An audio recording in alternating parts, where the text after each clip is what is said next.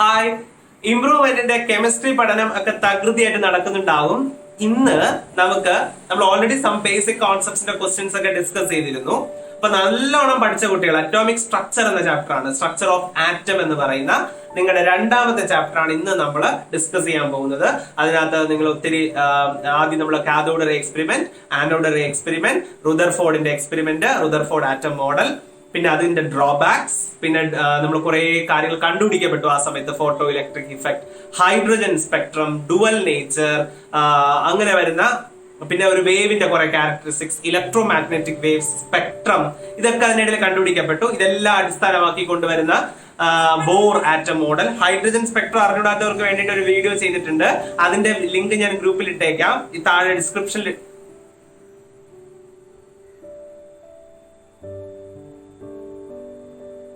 അതിന്റെ ലിങ്ക് ഞാൻ ഡിസ്ക്രിപ്ഷനിൽ ഇട്ടേക്കാം. അപ്പൊ അത് കണ്ടിട്ട് നിങ്ങൾ ഹൈഡ്രജൻ സ്പെക്ട്രം നന്നായിട്ട് പഠിക്കുക. അതിനുശേഷം നമ്മൾ ബോർ ആറ്റം മോഡൽ പഠിക്കുക. ബോർ ആറ്റം മോഡലിൽ തന്നെയാണ് കുറെ ഇക്വേഷൻസ് ഒക്കെ കയറി വരുന്നത്.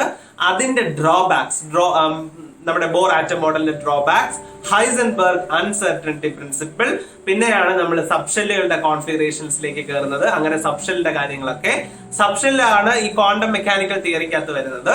പിന്നെ അതിനുശേഷം പഠിക്കുന്ന ഒരു പ്രധാനപ്പെട്ട കാര്യമാണ് ഓഫ് പ്രിൻസിപ്പിൾ, ഹൺസ് റൂൾ, പിന്നെ ക്വാണ്ടം നമ്പർ എന്ന് പറയുന്ന മോസ്റ്റ് ഇമ്പോർട്ടന്റ് ആയിട്ടുള്ളത്. അതിന്റെയും ഒരു വീഡിയോ ഞാൻ ചെയ്തിട്ടുണ്ട്. ആ വീഡിയോയുടെ ലിങ്കും ഞാൻ ഡിസ്ക്രിപ്ഷനിൽ ഇട്ടേക്കാം. അപ്പൊ ക്വാണ്ടം നമ്പേഴ്സ് നന്നായിട്ട് പഠിച്ചെടുക്കുക. ലാസ്റ്റ് വരുന്നതാണ് പോളീസ് എക്സ്ക്ലൂഷൻ പ്രിൻസിപ്പിൾ. ഇത്രയുമാണ് ഈ ചാപ്റ്റർ. പഠിക്കാനാണെങ്കിൽ വലിയൊരു ചാപ്റ്റർ തന്നെയാണ്, പക്ഷേ എളുപ്പമുള്ള ചാപ്റ്റർ ആണ്. നല്ല പോലെ മാർക്ക് സ്കോർ ചെയ്യാൻ പറ്റുന്ന ഒരു ചാപ്റ്റർ കൂടിയാണ്. അപ്പോൾ ഈ ആഴ്ച പഠിക്കേണ്ട മറ്റൊരു ചാപ്റ്റർ ആണിത്, അറ്റോമിക് സ്ട്രക്ചർ ഓഫ് ആറ്റം. ഈ സ്ട്രക്ചർ ഓഫ് ആറ്റവും സം ബേസിക് കോൺസെപ്റ്റും. ഇനി നമുക്ക് ഈ ആഴ്ച ഒരു ചാപ്റ്റർ കൂടെ കവർ ചെയ്യാം അല്ലെ, അതാണ് കെമിക്കൽ ബോണ്ടിങ്. വലിയ ചാപ്റ്ററുകളാണ് ഈ ആഴ്ച വരുന്നത്. അപ്പൊ കെമിക്കൽ ബോണ്ടിങ് നല്ലോണം പഠിച്ചെടുക്കുക. അതിന്റെ ക്വസ്റ്റ്യൻ ഈ ആഴ്ച തന്നെ നമുക്ക് ഡിസ്കസ് ചെയ്യാം. എന്നിട്ട് ഈ മൂന്നും കൂടി ചേർത്ത് നമുക്ക് സൺഡേ എക്സാമിനേഷൻ നടത്താം. ഓരോ ചാപ്റ്ററിൽ നിന്ന് 3-4 ക്വസ്റ്റ്യൻസ് ആയിരിക്കും. അത് നന്നായിട്ട് ആൻസർ ചെയ്യുക. നിങ്ങൾക്ക് തന്നെ വീട്ടിൽ ഇരുന്ന് തന്നെ ഇവാലുവേറ്റ് ചെയ്യാൻ സാധിക്കും. ഓക്കെ, അപ്പൊ നമുക്ക് ആ ടെസ്റ്റ് മൺഡേ നടത്താം. അതുവരെ ഈ 3 ചാപ്റ്റർ നന്നായിട്ട് പഠിച്ചെടുക്കുക. ഓക്കെ, അപ്പൊ ശരി, അങ്ങനെയെങ്കിൽ നമുക്ക് പ്രീവിയസ് ആയിട്ട് സ്ട്രക്ചർ ഓഫ് ആറ്റത്തിൽ നിന്ന് ചോദിച്ചുള്ള ക്വസ്റ്റ്യൻസ് എന്തൊക്കെയാണെന്ന് നോക്കാം. First question, represent the orbital with quantum number n is equal to 5 and l is equal to 3. n is equal to 5 and l is equal to 3. n is equal to 5 എന്ന് പറഞ്ഞാൽ അഞ്ചാമത്തെ orbit. l is equal to 3 എന്ന് പറഞ്ഞാൽ നമുക്കറിയാം നമ്മുടെ സബ്ഷെല്ലുകൾക്ക് S ആണെങ്കിൽ L value 0 ആണ്, P ആണെങ്കിൽ 1 ആണ്, ഡി ആണെങ്കിൽ 2 ആണ്, എഫ് ആണെങ്കിൽ 3 ആണ്. അപ്പൊ ഇവിടെ 3 വന്നിരിക്കുന്നത്. അപ്പൊ 3 ചോദ്യം. അപ്പോ 5F ആണ് ഇവിടെ ചോദ്യം ചോദിച്ചിരിക്കുന്നത്. 5F ആണ്. മറക്കണ്ട, ക്വാണ്ടം നമ്പേഴ്സ് വളരെ ഇമ്പോർട്ടന്റ് ടോപ്പിക് ആണ്. Next question, the threshold frequency of a metal is 7 × 10⁻14 per second. Calculate the kinetic energy of an emitted electron when radiation of frequency 1.0 × 10⁻15 per second hits the metal. ഐൻസ്റ്റീന്റെ ജീവിതം മാറ്റിമറിച്ച photo electric effect, അതാണല്ലോ അയാൾക്ക് Nobel prize വാങ്ങിച്ചു കൊടുത്തത്. ആ photo electric ഇഫക്റ്റിന്റെ equation നിങ്ങൾക്ക് എല്ലാവർക്കും അറിയാം. H × nu minus nu 0 is equal to kinetic energy. So ഈ ഇക്വേഷനെ ബേസ് ചെയ്തിട്ട് ഇതിന് 2-3 ഫോമാറ്റ് നിങ്ങൾ പഠിക്കാറുണ്ട്. H nu is equal to H nu 0 plus half mv², അങ്ങനെ പഠിക്കാറുണ്ട്. സോ ഏത് രീതിയിൽ പഠിച്ചാലും കുഴപ്പമില്ല. നമുക്ക് ഈ ഫോർമാറ്റിലാണ് കൂടുതലും നമ്മൾ കണക്ക് ചെയ്യാനായിട്ട് ഉപയോഗിക്കുന്നത്. അതുകൊണ്ട് അങ്ങനെ എഴുതിയതേ ഉള്ളൂ. സോ ഹെച്ചിന്റെ വാല്യൂ നിങ്ങൾക്ക് എല്ലാവർക്കും അറിയാം, 6.626 × 10⁻34. ന്യൂ എന്ന് പറഞ്ഞു കഴിഞ്ഞാൽ വന്ന് വീഴുന്ന ലൈറ്റിന്റെ ഫ്രീക്വൻസി ആണ്. അവിടെ പറഞ്ഞിട്ടുണ്ട് റേഡിയേഷൻ ഓഫ് എത്ര, ആ റേഡിയേഷന്റെ ഫ്രീക്വൻസി എന്ന് പറയുന്നത് new is equal to 1 × 10⁻15 per second ആണ്. അതിന് അവിടുത്തെ ത്രെഷോൾഡ് ഫ്രീക്വൻസി അത് തന്നിട്ടുണ്ട്. ന്യൂ 0 എന്ന് പറയുന്നതാണ് ത്രെഷോൾഡ് ഫ്രീക്വൻസി. അത് എത്രയും തന്നിട്ടുണ്ട്, 7 × 10⁻14 per second ആണ്. അങ്ങനെയെങ്കിൽ കൈനറ്റിക് എനർജി എത്ര? ഡയറക്റ്റ് ക്വസ്റ്റ്യൻ അല്ലേ, കാരണം എല്ലാത്തിന്റെ വാല്യൂ അറിയാലോ. ഇനി സബ്സ്റ്റിറ്റ്യൂട്ട് ചെയ്ത് കൊടുത്താൽ മതി. നമ്മുടെ ഹെച്ചിന്റെ വാല്യൂ 6.626 × 10⁻34 ഇൻറ്റു ന്യൂ എന്ന് പറയുന്നത് എത്ര? ദാറ്റ് ഈസ് 1 × 10⁻15 മൈനസ് ന്യൂ 0 എന്ന് പറയുന്നത് എത്ര? 7 × 10⁻14 is equal to kinetic energy. Kinetic energy ആണ് ഇവിടെ ചോദ്യം. So kinetic energy is equal to 6.626 × 10⁻34 into ഇവിടെ 10⁻15 ആണ്, ഇവിടെ 10⁻14 ആണ്. രണ്ട് ഡിഫറെന്റ് പവേഴ്സ് നമുക്ക് ഒരിക്കലും ആഡ് ചെയ്യാനോ സബ്സ്ട്രാക്ട് ചെയ്യാനോ പറ്റില്ല. സോ പവേഴ്സ് സെയിം ആക്കണം. ഈ 10⁻15 എന്ന് പറഞ്ഞാൽ എന്താ അർത്ഥം? 15 പ്രാവശ്യം 10 കൊണ്ട് മൾട്ടിപ്ലൈ ചെയ്യുക എന്നാണ് എഴുതിയിരിക്കുന്നതിന്റെ അർത്ഥം. അപ്പൊ ഒരു പ്രാവശ്യം നമുക്ക് ആദ്യം അങ്ങ് മൾട്ടിപ്ലൈ ചെയ്യാം. അപ്പൊ 1 × 10 ദാറ്റ് ഈസ് 10. അപ്പൊ ഒരു പ്രാവശ്യം മൾട്ടിപ്ലൈ ചെയ്ത് കഴിഞ്ഞാൽ പിന്നെ ബാലൻസ് എത്ര? 10⁻14 ഉള്ളൂ. -7 × 10⁻14. അപ്പൊ ഇവിടെ നോക്കൂ, രണ്ടോടെ പവർ സെയിം ആയി. പവർ സെയിം ആയി കഴിഞ്ഞാൽ ഡയറക്റ്റ് ആയിട്ട് മൈനസ് ചെയ്താൽ മതി. അതായത് 10 - 7. What is 10 - 7? 3. So 6.626 × 10⁻−34 × 3 × power common അല്ലേ 10⁻−14. സോറി 10⁻14 അല്ലെ 10⁻14 മൈനസ് അല്ലല്ലോ, പ്ലസ്. ഓക്കെ, അപ്പൊ 40 അത് നമ്മൾ എഴുതി. ഇനി നമ്മൾ ചെയ്യുന്നത് ഇതിനെ 3 കൊണ്ട് മൾട്ടിപ്ലൈ ചെയ്യുക. 3 കൊണ്ട് മൾട്ടിപ്ലൈ ചെയ്യുമ്പോൾ 6.626 into 3, so 19.878 into 10⁻−34 14 ആണ് അല്ലെ. 4 പോകുമ്പോൾ തന്നെ 30 -20. So the answer is -20. അത്രയുമാണ് kinetic energy. So you can write it as joule. So അത്രയും ജൂൾ എന്നായിരിക്കും നമുക്ക് അവിടെ ആൻസർ കിട്ടുക. 19.878 into 10⁻−20 joule is the answer. Clear ആയോ പറഞ്ഞത്? കാൽക്കുലേറ്റർ ഒന്നും വേണ്ട, നമുക്ക് ഈസി ആയിട്ട് ചെയ്തെടുക്കാവുന്നതേ ഉള്ളൂ. നമ്മുടെ ഫോട്ടോ ഇലക്ട്രിക് ഇഫക്റ്റ് എന്നുള്ള calculation. Next question. What are the important observations and conclusions made by Rutherford from his alpha ray scattering experiment? Give to any two limitations of Rutherford's nuclear model of atom. എല്ലാ nuclear model of atom developed by Rutherford എന്നുള്ള questions ആണ്. അപ്പൊ Rutherford atom model complete അങ്ങ് എഴുതാൻ പറഞ്ഞാൽ മതിയായിരുന്നു, ഇങ്ങനെ ഓരോന്നായിട്ട് ചോദിക്കണ്ട. അപ്പൊ ഒന്നാമത്തെ ഒബ്സർവേഷൻസ് എന്തൊക്കെയാ അയാൾ കണ്ട കാര്യങ്ങൾ? അയാൾ ആൽഫ റേസിന് ഇങ്ങനെ കടത്തി വിട്ടപ്പോ മോസ്റ്റ് ഓഫ് ദി റേസും അതുവഴി കടന്നുപോയി. ഒരു പ്രശ്നമില്ലായിരുന്നു അല്ലെ, മോസ്റ്റ് ഓഫ് ദി റേസ് അതുവഴി കടന്നുപോയി. വളരെ ഫ്യൂ മാത്രം ഒരു പർട്ടിക്കുലർ ആംഗിളിൽ ഡീവിയേറ്റ് ചെയ്ത് പോയി. ഇനി 1/20,000 ഒരു 20,000 ആൽഫ റേസ് അങ്ങോട്ട് പോകുമ്പോൾ അതിൽ ഒരെണ്ണം ചെന്ന് തട്ടി തിരിച്ചു വന്നു, ബൗൺസ് ബാക്ക് ചെയ്തു. ഇതായിരുന്നു ഒബ്സർവേഷൻസ്. പിന്നെ എന്താ ചോദിച്ചിരിക്കുന്നത്? Conclusions. So what are his conclusions? അയാളുടെ conclusions, most of the space in an atom is empty. അതിനകത്തൊക്കെ ശൂന്യമാണ്, അവിടെ ഒന്നുമില്ല. അതുകൊണ്ടല്ലേ ആൽഫ റേസ് അതുവഴി കടന്നു പോയത്. Most of the space in an atom is empty and the size of atom, നടുക്ക് ആരോ ഇരിപ്പുണ്ടെന്ന് അയാൾക്ക് മനസ്സിലായി. ആ ഇരിക്കുന്ന ആള് വളരെ ചെറുതാണ്. ആറ്റത്തിന്റെ സൈസ് വെച്ച് നോക്കുമ്പോൾ നടുക്കിരിക്കുന്ന ആള് തീരെ ചെറുതായിട്ടുള്ള ആരോ അവിടെ ഇരിപ്പുണ്ടെന്നും അയാൾക്ക് ഒരു പോസിറ്റീവ് ചാർജ് ഉണ്ടെന്നും അയാൾക്ക് മനസ്സിലായി. സോ ഇതൊക്കെയായിരുന്നു കൺക്ലൂഷൻസ് എന്ന് പറയുന്നത്.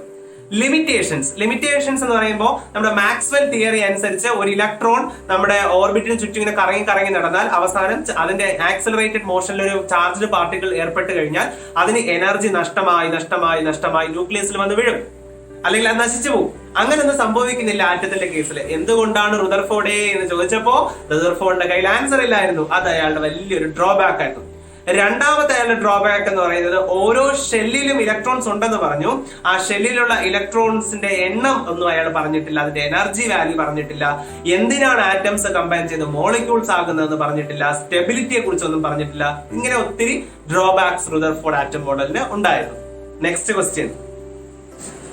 The minimum value for the product of uncertainties in position and momentum of a moving microscopic particle is equal to Heisenberg uncertainty principle. എന്തായിരുന്നു Heisenberg uncertainty principle? It is impossible, നടക്കമാട്ടെ. എന്താ നടക്കില്ല എന്ന് പറയുന്നത്? It is impossible to determine both position and momentum of a fastly moving microscopic particle like electron accurately and simultaneously. കൃത്യതയായിട്ടും ഒരുമിച്ചും കണ്ടെത്തുക എന്ന് പറയുന്നത് നടക്കില്ല എന്നാ പറയുന്നത്. അപ്പൊ അയാൾ പറയുന്നത് എന്താ? ഇതിനകത്ത് നമ്മൾ അഥവാ നമ്മുടെ പൊസിഷനും മൊമെന്റവും കണ്ടുപിടിക്കാൻ ശ്രമിച്ചാൽ അതിൽ ഉറപ്പായിട്ടും തെറ്റുണ്ടാകും, അൺസർട്ടനിറ്റി ഉണ്ടാകും. ആ തെറ്റെന്ന് പറയുന്നത് ചെറിയ തെറ്റൊന്നുമല്ല. ആ തെറ്റുകളെ തമ്മിൽ മൾട്ടിപ്ലൈ ചെയ്യുമ്പോൾ അതിന്റെ പ്രോഡക്റ്റ് എന്ന് പറയുന്നത് will be equal or greater than h/4π. അപ്പൊ ഇവിടെയും അത് തന്നെയാണ് ചോദ്യം.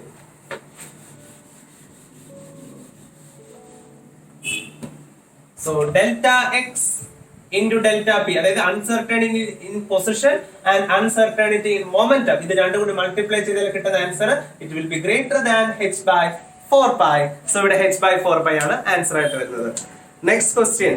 Mention two observations which could not be explained by wave nature of electromagnetic radiations. Electro magnetic radiation theory വെച്ച്, അതായത് ഒരു ലൈറ്റ് ഒരു വേവ് ആണ് എന്ന തിയറി വെച്ച് എക്സ്പ്ലെയിൻ ചെയ്യാൻ പറ്റാത്ത ഏതെങ്കിലുമൊക്കെ ഫിനോമിനാസ് ആണ് ചോദ്യം. ഇതിൽ നിങ്ങൾക്ക് ഒത്തിരി ഫിനോമിനാസ് ഉണ്ട്. അതിൽ ഏറ്റവും പ്രധാനപ്പെട്ടാണ് black body radiation, photoelectric effect. ഇതൊക്കെ നമുക്ക് ഒരിക്കലും വേവ് തിയറി വെച്ച് എക്സ്പ്ലെയിൻ ചെയ്യാൻ സാധിക്കാത്ത കാര്യങ്ങളാണ്. അത് നമ്മള് പാർട്ടിക്കിൾ നേച്ചർ വെച്ചിട്ടാണ് അതൊക്കെ എക്സ്പ്ലെയിൻ ചെയ്യുന്നത്. Next question, explain quantum numbers, give the importance of quantum numbers in Pauli's exclusion principle. അതായത് പൗളിസ് എക്സ്ക്ലൂഷൻ പ്രിൻസിപ്പിൾ എക്സ്പ്ലെയിൻ ചെയ്യാനാണ്. ക്വാണ്ടം നമ്പേഴ്സ് ഏതൊക്കെയാണ്? Azimuthal quantum number, principal quantum number, azimuthal quantum number, magnetic quantum number and spin quantum number. ഇത് ഓരോന്നിനെ കുറിച്ച് ഞാൻ ആ വീഡിയോയിൽ പറയുന്നുണ്ട്, നിങ്ങൾ അത് കണ്ട ഓരോ കാര്യങ്ങളായിട്ട് എഴുതുക. പൗളിസ് എക്സ്ക്ലൂഷൻ പ്രിൻസിപ്പിൾ പറയുന്നത് no two electrons in an atom can have all the four quantum numbers same. 4 quantum നമ്പേഴ്സും ഒരുപോലെയുള്ള 2 ഇലക്ട്രോൺസ് ഒരിക്കലും ഒരു ആറ്റത്തിനകത്ത് കാണില്ല. അതാണ് പൗളിസ് എക്സ്ക്ലൂഷൻ പ്രിൻസിപ്പിൾ. പ്രിൻസിപ്പിൾ ഒക്കെ വളരെ ഇമ്പോർട്ടന്റ് ആണ്. ഈ ചാപ്റ്ററിൽ ഒത്തിരി പ്രിൻസിപ്പിൾ പഠിക്കാനും ഉണ്ട്. അതിൽ ഏതെങ്കിലും ഒന്ന് പരീക്ഷയ്ക്ക് ചോദിക്കുകയും ചെയ്യും. Next question, name the quantum number which give the spatial orientation of an orbital with respect to the standard coordinate axis.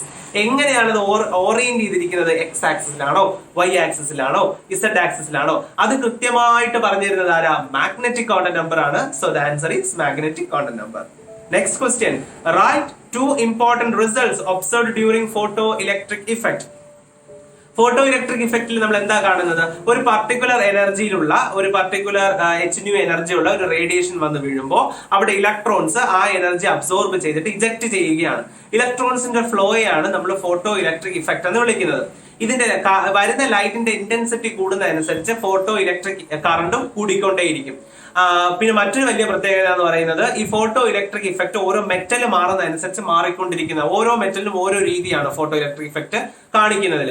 അതുപോലെ ലൈറ്റ് വന്ന് വീഴുന്നതിലും ആ ഇലക്ട്രോൺ അവിടെ നിന്ന് eject ചെയ്യുന്നതിനിടയിൽ there is no time gap. അതൊക്കെ ടപ്പ് ചെയ്ത് നടക്കുന്ന കാര്യങ്ങളാണ്. അതിന്റെ ഇടയിൽ ടൈം ഗ്യാപ്പ് ഒന്നുമില്ല. വളരെ സഡൻ ആയിട്ട് നടക്കുന്ന കാര്യങ്ങളാണ്. ഇതൊക്കെയായിരുന്നു നമ്മൾ കണ്ട കുറച്ച് ഒബ്സർവേഷൻസ്. ഇവിടെ 2 important റിസൾട്ട്സ് എഴുതാൻ പറഞ്ഞിട്ടുള്ളൂ. പിന്നെ ഒരു കാര്യം കൂടി ഓർത്തിരിക്കുക, അവിടെ നിന്നും ഒഴുകുന്ന ഇലക്ട്രോണുകളുടെ എനർജി എന്ന് പറയുന്നത് വന്ന് വീഴുന്ന ലൈറ്റിന്റെ ഫ്രീക്വൻസിക്ക് പ്രൊപ്പോർഷൻ ആണ്. എന്ന് പറഞ്ഞാൽ കൂടുതൽ എനർജറ്റിക് ആയിട്ടുള്ള ലൈറ്റ് ആണ് വന്ന് വീഴുന്നെങ്കിൽ അവിടെ നിളകുന്ന ഇലക്ട്രോണും അത്ര എനർജറ്റിക് ആയിട്ടായിരിക്കും പുറത്തേക്ക് ഇജക്ട് ചെയ്യപ്പെടുന്നത്. So they are the observations. Another question, explain how the different series of lines are formed in hydrogen spectrum and derive an equation to find the wave number of a line in the hydrogen spectrum. Already നമ്മൾ hydrogen spectrum explain ചെയ്തിട്ടുണ്ട്, video ഞാൻ ഡിസ്ക്രിപ്ഷനിൽ ഇട്ടിട്ടുണ്ട്. അപ്പൊ അതിനകത്ത് full എക്സ്പ്ലനേഷനും പറഞ്ഞിട്ടുണ്ട് എങ്ങനെയാണ് hydrogen spectrum ഉണ്ടാകുന്നത് എന്നുള്ളത്. അതിനുശേഷം നമുക്ക് അതിന്റെ ഒരു വേവ് നമ്പറിന്റെ ഇക്വേഷൻ ഡിറൈവ് ചെയ്യാനാണ് ഇവിടെ പറഞ്ഞിരിക്കുന്നത്. സോ നമുക്ക് ഡിറൈവ് ചെയ്യാം. ഒരു ഷെല്ലിൽ കാണപ്പെടുന്ന ഇലക്ട്രോണിന്റെ എനർജി കാണാൻ നമ്മൾ ഉപയോഗിക്കുന്ന formula En is equal to -RH into 1/n² എന്ന ഫോർമുല. അല്ലെങ്കിൽ നിങ്ങൾക്ക് RH/n² എന്ന് വന്ന് എഴുതാം. സോ സപ്പോസ് ഒന്നാമത്തെ ലെവലിൽ ഇരിക്കുന്ന ഇലക്ട്രോണിന്റെ എനർജി -RH into 1/1² എന്നുള്ളത്. അപ്പൊ നമുക്ക് അത് ഒന്നാമത്തെ എന്ന് പറയുമ്പോൾ N1 ഒന്നാമത്തെ ലെവൽ എന്നുള്ളത്. അപ്പൊ അത് N1² എന്ന് കൊടുക്കാം. അതുപോലെ ഈ N2 എങ്ങനെ കണ്ടുപിടിക്കാം? That is -RH into 1/n²² എന്ന് കണ്ടുപിടിക്കാം. ഇനി നമുക്കറിയാം രണ്ടാമത്തെ ലെവലിൽ നിന്ന് ഒന്നാമത്തെ ലെവലിലേക്കാണ് ചാടുന്നത്. അപ്പോ ഇലക്ട്രോൺ ഡി എക്സൈറ്റ് ചെയ്യുന്നത്. അപ്പോൾ നമുക്ക് കണ്ടുപിടിക്കുന്ന ഡെൽറ്റ ഇ എന്ന് പറഞ്ഞാൽ E2 - E1. E2 - ഇതാണ് E2, ഇതാണ് E1 എന്ന് പറയുന്നത്. E2 - E1. അപ്പൊ അത് കണ്ടുപിടിക്കാൻ വേണ്ടിട്ട് E2 എത്ര? -RH into -RH/n²² എന്ന് കൊടുക്കാം, കുഴപ്പമില്ലല്ലോ. മൈനസ് E1 എത്ര? -RH into RH/n1². അപ്പൊ ഇത് മൈനസും പ്ലസ് ആയി. അപ്പൊ ഈ ടേം ആദ്യം എഴുതാം നമുക്ക്. So RH/n1² -RH/n2².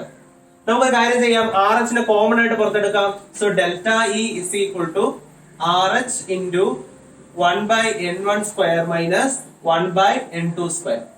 ഇത് എനർജി ആണ്. എനർജി എന്ന് പറഞ്ഞാൽ നമുക്കറിയാം hν ആണ് നമ്മൾ ഈ കണ്ടുപിടിച്ച് വെച്ചിരിക്കുന്നത്. Is equal to RH into 1/n1² -1/n2². നമുക്കറിയാം ന്യൂ എന്ന് പറഞ്ഞു കഴിഞ്ഞാൽ ഫ്രീക്വൻസി ആണ്. എന്ന് പറഞ്ഞാൽ c/λ ആണ്. c/λ. What is 1/λ? 1/λ പറയുന്ന പേരാണ് ന്യൂ ബാർ അഥവാ വേവ് നമ്പർ. സോ നമുക്ക് ഈ 1/λക്ക് പകരം you can write H C into 1/λ എന്നല്ലേ കിടന്നത്, അതല്ലേ ഇത്. ആ 1/λക്ക് പകരം you can write nu bar is equal to RH into 1/n1 square minus 1/n2 square. ഇനി നമുക്ക് ഇത് രണ്ടും വേണ്ട, നമുക്ക് ന്യൂ ബാറിന്റെ ഇക്വേഷൻ, വേവ് നമ്പറിന്റെ ഇക്വേഷൻ ആണ് വേണ്ടത്. അപ്പൊ wave number is equal to RH divided by HC into 1/n1 square minus 1/n2 square. ആറിന്റെ വാല്യൂ സബ്സ്റ്റിറ്റ്യൂട്ട് ചെയ്യുക. Hന്റെ value 6.626 into 10 raised to minus 34. C എന്ന് പറഞ്ഞ velocity of light 3 into 10 raised to 8. എല്ലാം സബ്സ്റ്റിറ്റ്യൂട്ട് ചെയ്യുമ്പോൾ you will get it as 109677 into 1/n1 square minus 1/n2 square. അത്രയും centimetre എന്നായിരിക്കും കിട്ടുക ന്യൂ ബാർ.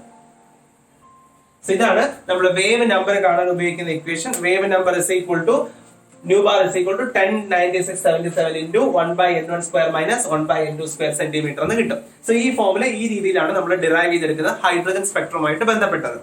മറ്റൊരു question, how many angular notes R present in A 5f orbital?